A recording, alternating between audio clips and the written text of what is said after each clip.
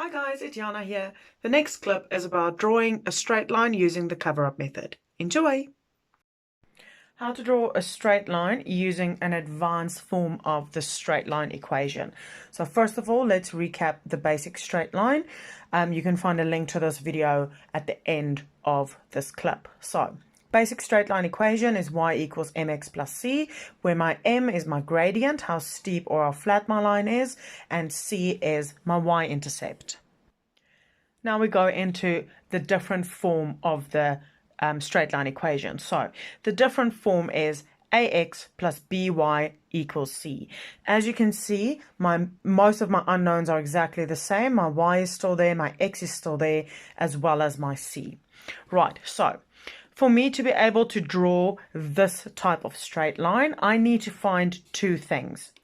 The two things I need is my x-intercept as well as my y-intercept. So let's say, for instance, we are given this equation. Now we're going to find out how to actually draw this.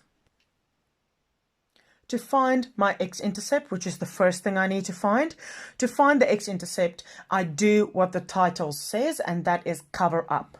So the first thing I do is I rewrite my equation. So I have 4x minus 3y is equal to 12. To find my x, I do what my equation says or what my rule says, and that is cover up my y. When I cover up my y, I can rewrite this equation as 4x is equal to 12. Now I use basic algebra to get rid of this 4. What we do on the left-hand side, we need to do on the right-hand side. And on the left, we need to divide by 4. We also divide by 4 on the other side. And therefore, my x-intercept is equal to 3. The second thing I need to find is my y-intercept. I use the exact same steps I've done with my x-intercept. So first of all, I rewrite my actual equation, which is 4x minus 3y is equal to 12. Once again, I do exactly what the title says, and that is cover up. I want the y, so I need to cover up the x. Right, now I rewrite this as negative 3y is equal to 12.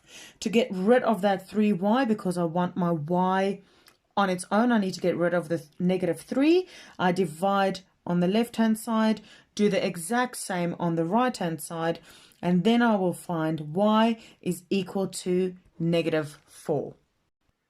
Now that I've figured out my two most important parts I need to be able to draw this graph is my x-intercept as well as my y-intercept. So let's get drawing.